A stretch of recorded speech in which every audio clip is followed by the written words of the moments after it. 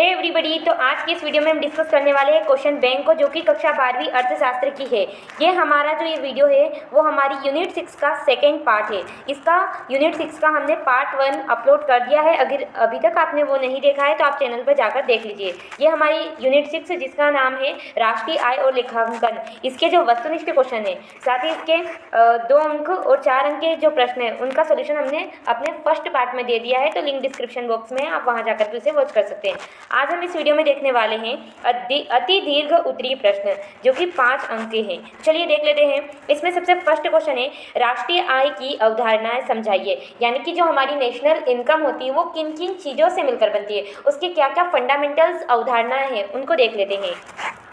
So friends, जैसा कि आप स्क्रीन पर देख सकते हैं, राष्ट्रीय आय से संबंधित कई अवधारणाएं। इनमें से प्रमुख अवधारणाएं निम्नलिखित है। सबसे पहली अवधारणा है सकल राष्ट्रीय उत्पाद। सकल राष्ट्रीय उत्पाद एक व्यापक अवधारणा है। यह सकल घरेलू उत्पाद में विदेशों से प्राप्त शुद्ध साधन आय को जोड़ दिया जाए तो सकल राष्ट्रीय उत्पाद प्राप्त होता है। यानी कि जितना भी हमारा सकल घरेलू उत्पाद होता है, घरेलू उत्पाद मतलब जो एक हमारा जो देश है उसमें एक वर्ष में हमारे देश के अंदर जो जो प्रोडक्ट निर्माण हो रहा है, जो जो उत्पाद हो रहा है, उसमें अगर हम विदेश से जो हमें चीज़ें मिल रही है उसको जोड़ देते हैं तो हमें सकल राष्ट्रीय उत्पाद प्राप्त होता है। हाँ, आगे हमारा है सकल घरेलू उत्पाद। तो वही एक देश की कुल घरेलू सीमा में एक वर्ष में उत्पादित समस्त अंतिम वस्तुओं एवं सेवाओं के मौद्रिक मूल्य का योग क्या कहलाता है?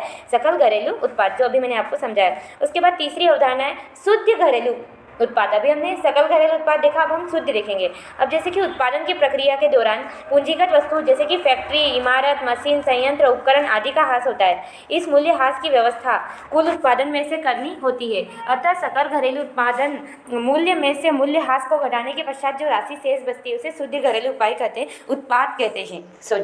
तो अगर मैं सिंपल लैंग्वेज में कहूँ तो अभी हमने जो ऊपर सकल घरेलू उत्पाद पढ़ा उसमें क्या होता है कि जो मूल्य ह्रास है वो जुड़ा हुआ होता है, परंतु शुद्ध घरेलू उत्पाद में हमें उसे घटा देना पड़ता है और उसके बाद जो मिलता है उसे हम शुद्ध घरेलू उत्पाद कहते हैं।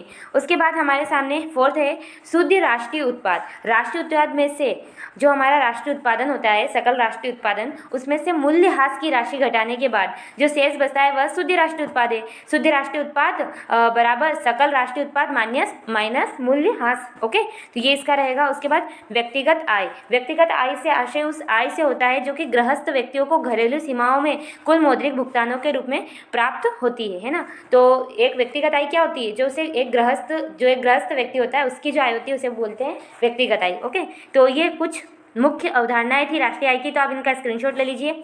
सबसे पहले इन 2 अवधारणाओं का स्क्रीनशॉट, उसके बाद इन आगे की 2 अवधारणाओं का स्क्रीनशॉट और उसके बाद इसका स्क्रीनशॉट। सो आई होप आपने स्क्रीनशॉट ले लिया होगा। चलिए अपने नेक्स्ट क्वेश्चन की तरफ आगे बढ़ते हैं। सो फ्रेंड, जैसा कि आप देख सकते हैं, अब हमारे सामने नेक्स्ट क्वेश्चन है राष्ट्रीय आय गणना की आय विधि समझाइए। यानी कि राष्ट्रीय आय को गणना करने की उसकी आय विधि को हमें देखना है, कैसे हम किसी भी संपूर्ण देश की आय को देखकर राष्ट्रीय आय की गणना कर सकते हैं। तो चलिए इसके आंसर को देख लेते हैं। सो फ्रेंड्स, जैसा कि आप स्क्रीन पर देख सकते हैं आय विधि। तो सबसे पहले आपको क्या करना है, आय विधि में इस रीति को, यानी कि इस विधि को आय प्रवाह विधि भी कहते हैं। इस रीति के अंतर्गत राष्ट्र में उत्पत्ति के सभी साधनों की आय, जैसे लगान, मजदूरी, ब्याज तथा लाभ, इन्हीं के रूप में हमें आय प्राप्त होती है, का योग कर दिया जाए, परंतु आय के रूप में प्राप्त अंतरण भुगतानों को इसमें शामिल नहीं किया जाता है। तो उसे क्या कहते हैं? हम उसे कहते हैं आय विधि। अब मैं आपको एक बात बोलूँ, अगर आपने हमारा पार्ट 1 अभी तक नहीं देखा है तो देख लेना, क्योंकि उसमें जो हमारा रिक्त स्थान है उसमें क्वेश्चन आया था कि राष्ट्रीय आय की गणना में किसका आकलन नहीं किया जाता, किस भुगतान को शामिल नहीं करते हैं। तो उसका आंसर रहेगा अंतरण भुगतान को। ओके, उस टाइम पे वहाँ पे हमें राइट आंसर नहीं मिला था, मैंने उसमें बोला भी था, तो इसका राइट आंसर रहेगा अंतरण भुगतान। ओके, तो ये आपको वहाँ पे लिख देना है। अब चलिए अपने क्वेश्चन को वापस देख लेते हैं। तो आय विधि, तो आपको ये लिखना है सबसे पहले। उसके बाद आय गणना प्रणाली के प्रमुख घटक। राष्ट्रीय आय की गणना करते समय आय विधि के निम्नलिखित घटक होते हैं। सबसे पहले मजदूरी और वेतन। इस वर्ग में कर्मचारियों का कार्य के बदले मिलने वाली मुद्रा के रूप में मजदूरी और वेतन राष्ट्रीय आय में शामिल किया जाता है। सबसे पहले तो हम राष्ट्रीय आय में जो भी मजदूरी और वेतन मिल रहा है उसको शामिल करेंगे। फिर व्यक्तियों की किराए की आय, इसमें व्यक्तियों द्वारा कृषि और गैर कृषि संपत्तियों से प्राप्त किराए की आय, कोई भी चीज़ हमने संपत्ति अपनी रखी है उससे हमें किराया मिल रहा है तो उस भी आय को जोड़ा जाता है। गैर कंपनी व्यापारी की आय, एक वर्ग में एकांकी व्यापारी, साझेदारी एवं स्वरोजगारिता व्यक्तियों की आय को शामिल किया जाता है। अब जो व्यापारों से हमें आय प्राप्त होती है, व्यापारियों से, उसको भी हम राष्ट्रीय आय में जोड़ते हैं। और कंपनियों का जो प्रॉफिट है, कंपनियों का लाभ है, उसको भी जोड़ेंगे। तो यह वह लाभ है जिनमें कंपनियों द्वारा दिया जाने वाला निगम लाभ, कर तथा अंशाधारियों को दिए जाने वाला लाभांश घटाया नहीं जाता है। ब्याज से प्राप्त लाभ, इसके अंतर्गत व्यक्तियों द्वारा सरकारी स्रोत को छोड़कर अन्य साधनों से प्राप्त शुद्ध ब्याज की आय को सम्मिलित किया जाता है। यानी कि हम राष्ट्रीय आय की गणना कर रहे हैं, तो राष्ट्रीय आय की गणना में जो भी उत्पादित वस्तु है उनसे हमें जो भी आय प्राप्त हो रही है ना, किन किन रूपों में, अभी हमने देखा मजदूरी वेतन के रूपों में, किराए के रूप में, यहाँ पर गैर कंपनी व्यापारियों द्वारा लाभ की, और बाजार से ब्याज के रूप में जो आय प्राप्त है, उन सबको हम जब जोड़ देते हैं तो हमें राष्ट्रीय आय प्राप्त होती है, और इसी आय को इंक्लूड कर हम राष्ट्रीय आय निकालते हैं, इसीलिए इसे आय गणना विधि कहते हैं। तो ये इसका आंसर रहेगा। तो आप एक काम करिए, स्क्रीनशॉट ले लीजिए। सबसे पहले यहाँ से यहाँ तक आय विधि में इतना लिखना है, उसके बाद आपको ये इतना लिखना है। तो आप इसका स्क्रीनशॉट ले लीजिए। सो आई होप आपने स्क्रीनशॉट ले लिया होगा। चलिए अपने नेक्स्ट क्वेश्चन की तरफ आगे बढ़ते हैं। सो फ्रेंड, जैसा कि आप देख सकते हैं, अब हमारा नेक्स्ट क्वेश्चन है राष्ट्रीय आय गणना की व्यय विधि को समझाइए। जैसा कि ऊपर हमने पढ़ा कैसे हम पूरे देश की आय को इंक्लूड कर, है ना, आय को इंक्लूड कर आय राष्ट्रीय आय निकाल लेते हैं, उसी तरह अब हमें व्यय यानी खर्चा, तो पूरा देश किस प्रकार से खर्च कर रहा है उसको भी हम जोड़कर राष्ट्रीय आय निकाल लेते हैं। तो देखते हैं ये क्या है, चलिए। सो फ्रेंड, जैसा कि आप स्क्रीन पर देख सकते हैं, व्यय विधि, इस विधि के अंतर्गत राष्ट्रीय आय की माप एक वर्ष की अवधि में सभी प्रकार के वस्तुओं तथा सेवाओं पर किए गए व्यय के आधार पर की जाती है। समस्त वस्तुओं तथा सेवाओं को बाजार मूल्यों पर खरीदने से जो कुल व्यय होगा, जो कुल खर्चा आएगा, वह राष्ट्र की संपूर्ण उत्पादन शक्ति और राष्ट्रीय आय की माप प्रस्तुत करता है। यानी कि एक राष्ट्र में जितनी भी वस्तुएं निर्मित हो रही है, अगर उनको खरीदने वाले हैं तो वो खर्चा करेंगे, तो जितना खर्चा हो रहा है अगर वो हम ऐड कर लें तो भी हमें राष्ट्रीय आय मिल जाएगी। तो इसलिए इसे ही क्या कहते हैं, व्यय विधि। इसके अंतर्गत आगे पढ़ते देखो, इस विधि को राष्ट्रीय आय की माप की उपभोग एवं निवेश विधि भी कहते हैं। वस्तुओं और सेवाओं का उत्पादन द्वारा अर्थव्यवस्था में उत्पादित आय वस्तुओं तथा सेवाओं के उपभोग या निवेश के रूप में वितरित की जाती है।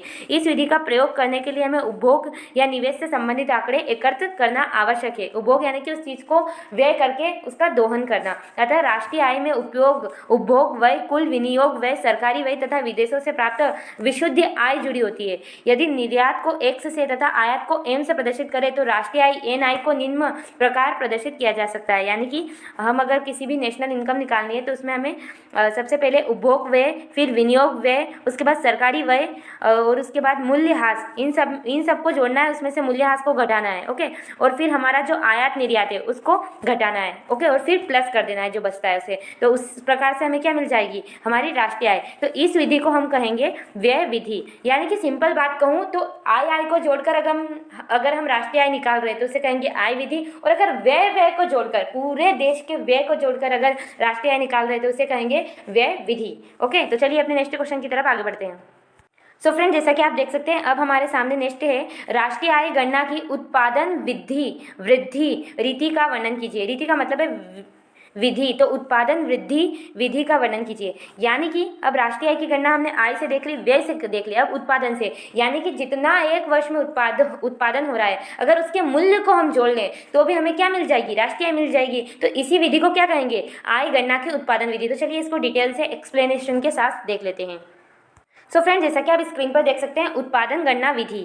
ओके, तो इस प्रणाली में हर उद्योग अंतिम वस्तु के निर्माण से जो योगदान होता है उसका अनुमान लगाया जाता है। दूसरे शब्दों में इस विधि के अनुसार देश में वर्ष भर में उत्पादित सभी अंतिम वस्तुओं तथा सेवाओं के कुल मूल्य को बाजार कीमतों पर जोड़ा जाता है। कुल उत्पादन को ज्ञात करने के लिए सभी आर्थिक क्रियाओं से प्राप्त उत्पादन के आंकड़े लिए जाते हैं, जिनका बाजार कीमत पर मूल्यांकन करते हैं, जैसे कृषि उत्पादन, वनों से प्राप्त लकड़ी, खानों से प्राप्त खनिज पदार्थ, छोटे छोटे बड़े उद्योग से उत्पादित पदार्थ, यातायात, संचार, बैंक, बीमा, अध्यापकों, वकील, डॉक्टरों द्वारा उत्पादन किया गया योगदान इत्यादि। इसमें अंतिम वस्तुओं तथा सेवाओं को ही शामिल किया जाता है, मध्यवर्ती और सेवाओं को छोड़ दिया जाता है, क्योंकि मध्यवर्ती को हम बार डबल इंक्लूड हो जाएगी अगर उसे जोड़ने लग जाएंगे। इस विधि में एक वर्ष में वस्तुओं तथा सेवाओं के प्रवाह का योग किया जाता है, इसलिए उत्पादन गणना विधि को वस्तु सेवा विधि, है ना, या वस्तुओं और सेवाओं की प्रवाह की विधि, flow of goods and service method भी कहा जाता है। विभिन्न औद्योगिक उत्पादन क्रियाओं के दौरान उत्पादन के मूल्य में वृद्धि का योग होने के कारण इसे मूल्य वृद्धि विधि यानी कि वैल्यू एडेड मेथड भी कहा जाता है। तो ये थी हमारी उत्पादन गणना विधि। और अगर मैं फिर भी आपको सिंपल सी लैंग्वेज में कहूँ तो उत्पादन गणना विधि के अंतर्गत हमारे देश में एक वर्ष में जितनी भी वस्तु उत्पादित हो रही है, जब हम उनको जोड़ लेते हैं तो हमें हमारे देश का कुल उत्पादन पता हो जाता है। और उन उत्पादन को जब हम बाजार मूल्य के साथ मूल्य उनका देख लेते हैं, एक आंकड़े देख लेते हैं, तो वो आंकड़े हमारी राष्ट्रीय आय बन जाते हैं। तो यही राष्ट्रीय आय के गणना की उत्पादन मूल्य विधि थी। तो आप इसका स्क्रीनशॉट ले लीजिए। सबसे पहले पूरा का पूरा आप यहाँ से यहाँ तक का स्क्रीनशॉट ले लीजिए। सो आई होप आपने स्क्रीनशॉट ले लिया होगा। चलिए अपने नेक्स्ट क्वेश्चन की तरफ आगे बढ़ते हैं। सो फ्रेंड, जैसा कि आप देख सकते हैं अब हमारे समक्ष हमारा 5वां क्वेश्चन है, राष्ट्रीय आय गणना की आय विधि की प्रमुख कठिनाइयों को लिखिए। यानी कि जो हमारी आय विधि है उससे जब हम राष्ट्रीय आय निकालते हैं तो हमें क्या क्या परेशानियां, क्या क्या सावधानियां या क्या क्या कठिनाइयाँ आती है उनको देख लेते हैं। सो फ्रेंड, जैसा कि आप स्क्रीन पर देख सकते हैं आय विधि के अनुसार राष्ट्रीय आय का सही अनुमान लगाने के लिए निम्नलिखित सावधानियां आवश्यक है। आप कठिनाइयां या सावधानियां कुछ भी आए तो आपको यही लिखना है। ओके, तो पहली रहेगी हस्तांतरित भुगतान, जैसे पेंशन, बेरोजगारी भत्ता, छात्रवृत्तियां, सरकारी सहायता आदि राष्ट्रीय आय निकालते समय नहीं जोड़े जाने चाहिए, ये हमें नहीं जोड़नी है। उसके बाद गैर कानूनी आय, जैसे तस्करी कर, चोरी करने की जो आय शामिल होती है उसको भी नहीं जोड़ना चाहिए। आकस्मिक आय, जैसे लॉटरी की आय शामिल नहीं करनी चाहिए। राष्ट्रीय आय में पुरानी वस्तुओं के विक्रय को भी शामिल नहीं किया जाता है, क्योंकि यह चालू वर्ष में उत्पादित की गई वस्तु तथा सेवाओं को प्रभावित नहीं करती। उसके बाद मृत्यु कर, उपकार कर, संपत्ति कर आदि का भुगतान भूतकालों की बचतों से किया जाता है, वर्तमान आय से नहीं, इसलिए इन करों की राशि राष्ट्रीय आय में शामिल नहीं करनी चाहिए। तो ये कुछ 5 कठिनाइयाँ हैं जब हम किसी भी आय विधि से राष्ट्रीय आय का आकलन करते हैं, उस समय हमें ये कठिनाइयों का सामना करना पड़ता है। तो आप इसका स्क्रीनशॉट ले लीजिए, ये पूरा का पूरा आ चुका है, आप पूरे का स्क्रीनशॉट ले लीजिए अच्छे से। तो आई होप आपने स्क्रीनशॉट ले लिया होगा। चलिए अपने नेक्स्ट क्वेश्चन की तरफ आगे बढ़ते हैं। सो फ्रेंड, जैसा कि आप देख सकते हैं अब हमारे सामने नेक्स्ट क्वेश्चन है, व्यय विधि द्वारा आय ज्ञात करने में रखी जाने वाली सावधानियां। यानी कि जब हम व्यय विधि से आय ज्ञात करते हैं तो हमें क्या क्या सावधानियां रखनी चाहिए, इसके आंसर को देख लेते हैं। सो जैसा कि फ्रेंड आप स्क्रीन पर देख सकते हैं, व्यय विधि के अनुसार राष्ट्रीय आय का अनुमान लगाते समय निम्नलिखित सावधानियां रखनी चाहिए। सबसे पहली, पुराने माल पर किए गए व्यय राष्ट्रीय आय में शामिल नहीं करने चाहिए, क्योंकि इस प्रकार के व्यय चालू वर्ष की वस्तुओं तथा सेवाओं के उत्पादन पर कोई प्रभाव नहीं डालते हैं। दूसरा, शेयर व ब्रांड पर व्यय की गई राशि को इसमें शामिल नहीं करना चाहिए, क्योंकि यह वस्तुओं तथा सेवाओं पर किया गया व्यय नहीं है, इन पर किए गए व्यय से उत्पादन में वृद्धि नहीं होती है, केवल संपत्ति का हस्तांतरण होता है। ओके, उसके बाद सरकार द्वारा पेंशन, छात्रवृत्ति, बेरोजगारी भत्ता, बीमा, आर्थिक सहायता आदि पर किए जाने वाले व्यय को शामिल नहीं करना चाहिए, क्योंकि ये हस्तांतरण भुगतान होते हैं।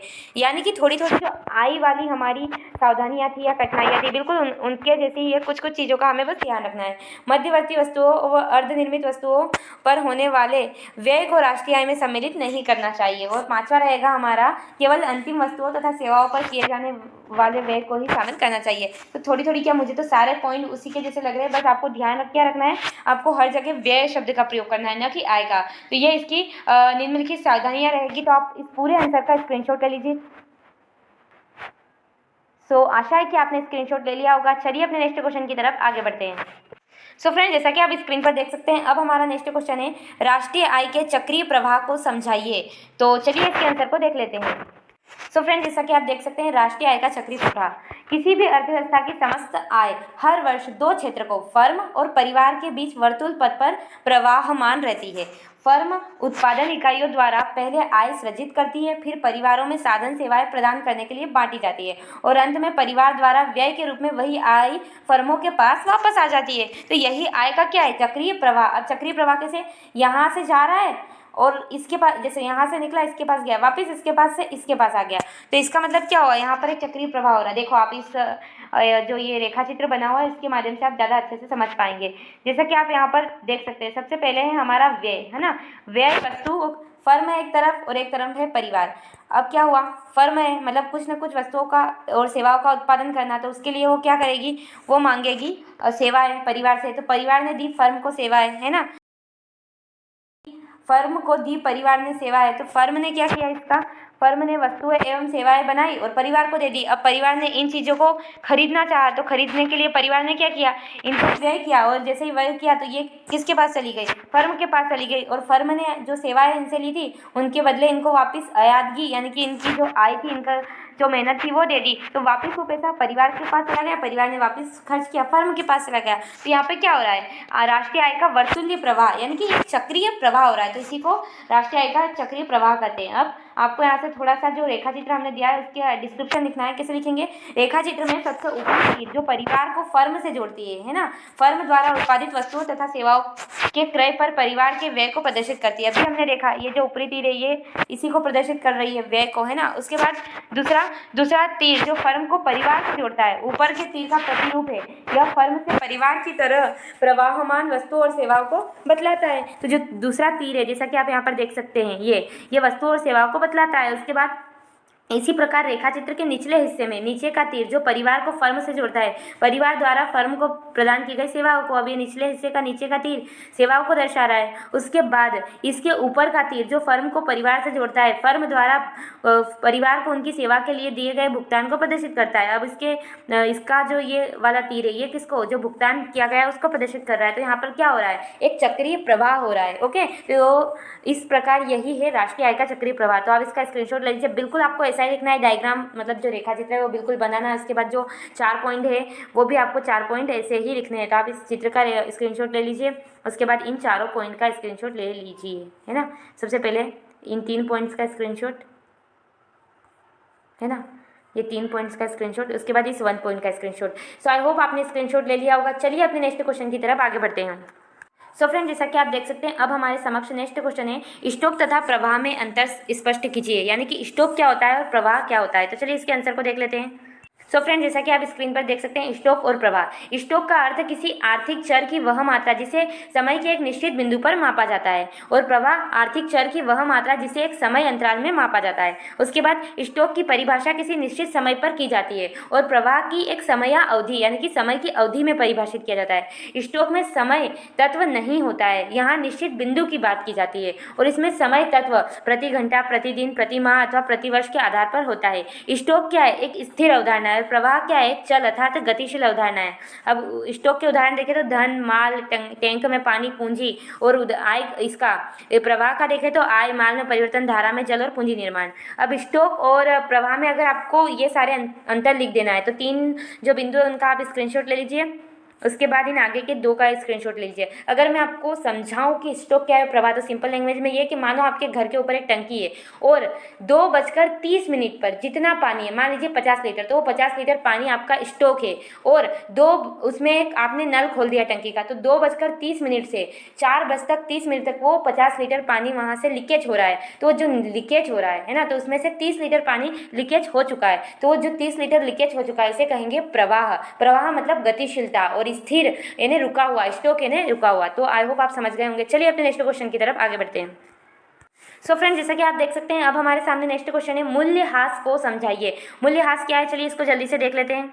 सो फ्रेंड, जैसा कि आप देख सकते हैं, पूंजीगत वस्तु की नियमित टूट फूट का समायोजन करने के क्रम में सकल निवेश के मूल्य से किए गए लोप को मूल्यह्रास कहते हैं। मूल्यह्रास सकल निवेश माइनस निवल निवेश। मान लीजिए, उदाहरण से समझते हैं, चलिए मान लीजिए कोई एक फर्म एक नई मशीन में निवेश करती है। यह मशीन अगले 20 वर्षों तक कार्य कर सकती है, जिसके बाद इसकी मरम्मत अथवा इसे बदलने की जरूरत हो सकती है। यदि प्रत्येक वर्ष के उत्पादन प्रक्रम में मशीन का धीरे धीरे घिसावट हो रहा है तो माने प्रत्येक वर्ष इसके वास्तविक मूल्य में 20वें भाग के बराबर मूल्यह्रास हो रहा है। अतः मूल्यह्रास किसी पूंजीगत वस्तु की टूट फूट के लिए वार्षिक भत्ता है। दूसरे शब्दों में कहें तो यह वस्तु के उपयोग की वर्षों की संख्या से लागत को भाग देने पर प्राप्त होती है। उसके बाद आपको लिख देना है, मूल्यह्रास एक लेखांकन संकल्पना है। कोई वास्तविक व्यय वास्तव में प्रत्येक वर्ष नहीं होता, किंतु मूल्य का लेखांकन हर वर्ष होता है।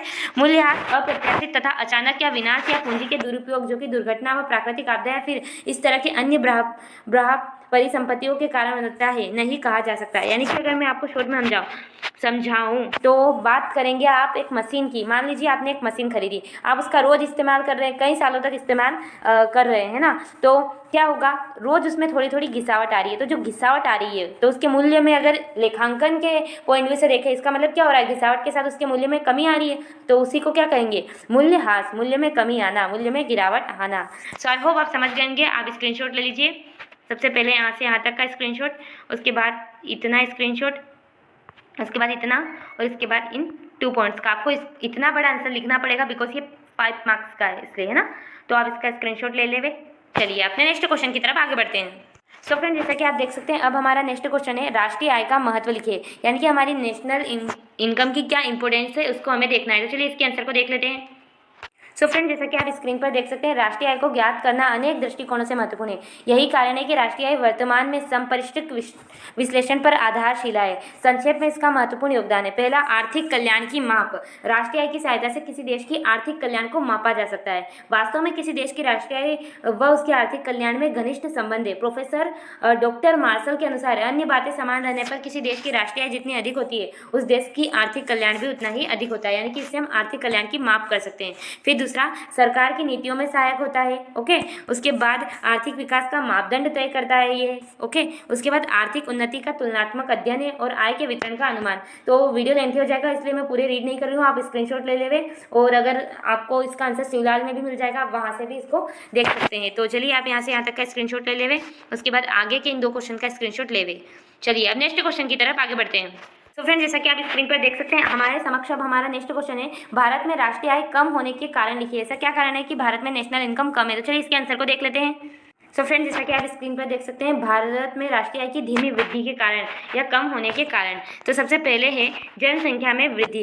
जनसंख्या वृद्धि राष्ट्रीय आय तथा प्रति व्यक्ति आय में वृद्धि की धीमी गति का सबसे महत्वपूर्ण कारण है, और भारत में ये सबसे गंभीर समस्या भी है, क्योंकि भारत में सबसे ज़्यादा जनसंख्या वृद्धि होने लग गई है। उसके बाद कृषि उत्पादन में अनिश्चितता। भारत की राष्ट्रीय आय में कृषि का महत्वपूर्ण योगदान है, परंतु कृषि में कोई भी अनिश्चितता नहीं है। कभी मानसून अच्छा हुआ तो कृषि अच्छी हो जाएगी, मानसून अच्छा नहीं हुआ तो कृषि अच्छी नहीं होगी। तो यहाँ क्या है, अनिश्चितता है, कोई भी फिक्स नहीं है। तो ये भी एक कम होने का कारण है। फिर कुशल श्रमिकों का अभाव। भारत की जो शिक्षा प्रणाली है ना, वो कुछ इस तरीके से बनी है कि वहाँ पर कुशल टैलेंटेड लोगों की कमी होती जा रही है। तो इसका भी एक कारण है कि राष्ट्रीय आय कम हो रही है। उसके साथ पिछड़ी तकनीक। अब हम बहुत सारी टेक्नोलॉजी आगे चली गई है, हम भी आगे जा रहे हैं, पर कुछ कुछ चीज़ें जो पिछड़ी टेक्नोलॉजी है उनका हम अपनी कृषि में उपयोग कर रहे हैं।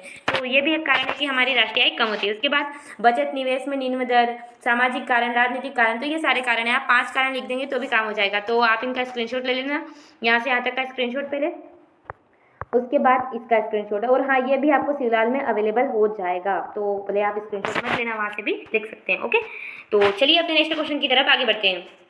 तो फ्रेंड, जैसे कि आप देख सकते हैं, अब हमारे सामने नेक्स्ट क्वेश्चन है, भारत में राष्ट्रीय आय में वृद्धि के उपाय लिखिए। यानी कि जो भारत है, कारण देख लिया हमने कम होने के, अब हम देखेंगे कि वहाँ पर ऐसे क्या कारण है जिनकी वजह से वृद्धि हो सकती है। चलिए देख लेते हैं। तो चलिए वृद्धि के कारण या वृद्धि के उपाय देख लेते हैं। तो सबसे पहले जनसंख्या वृद्धि पर नियंत्रण, कारण वो है तो उसी का निदान करने पड़ेगा। सबसे पहले हमें जनसंख्या वृद्धि पर नियंत्रण करना पड़ेगा। बचत और निवेश की दर में वृद्धि करनी पड़ेगी। कृषि का विकास किया जाए, उद्योगों का विकास करना होगा, विशिष्ट वित्तीय संस्थाओं का विकास करना होगा, आधारभूत सुविधाओं, जो हमारी मूलभूत सुविधा है उनका विकास करना होगा, प्राकृतिक संसाधनों का उचित तरीके से दोहन करना होगा, और अनुकूल व्यापार संतुलन बिठाना होगा। तो ये कुछ कारण है जिन पर हम अगर ध्यान केंद्रित करें तो हमारी भी नेशनल जो इनकम है वो काफ़ी इंक्रीज हो सकती है। तो आप इसका स्क्रीनशॉट ले लेवे, यहाँ से 1 से 5 तक, उसके बाद आगे की। तो आप तो 5 पॉइंट ही लिख देना, 5 मार्क्स में 5 पॉइंट लिख देना, अच्छे से इसको एक्सप्लेन कर देना, फुल मार्क्स मिल जाएंगे। ओके, तो आप स्क्रीनशॉट लेवे। चलिए अब अपनी क्वेश्चन बैंक की तरफ आगे बढ़ते हैं। सो फ्रेंड, जैसा कि आप देख सकते हैं, हमारे ये सारे ऑल जो क्वेश्चन है वो कवर हो चुके हैं। सो अब अगला जो वीडियो आएगा वो यूनिट 7 का आएगा। तो ये इस वीडियो से आपकी कोई भी हेल्प हुई तो प्लीज़ वीडियो को लाइक कर देना, share this video, subscribe this channel. Thanks for watching this video देखने के लिए धन्यवाद।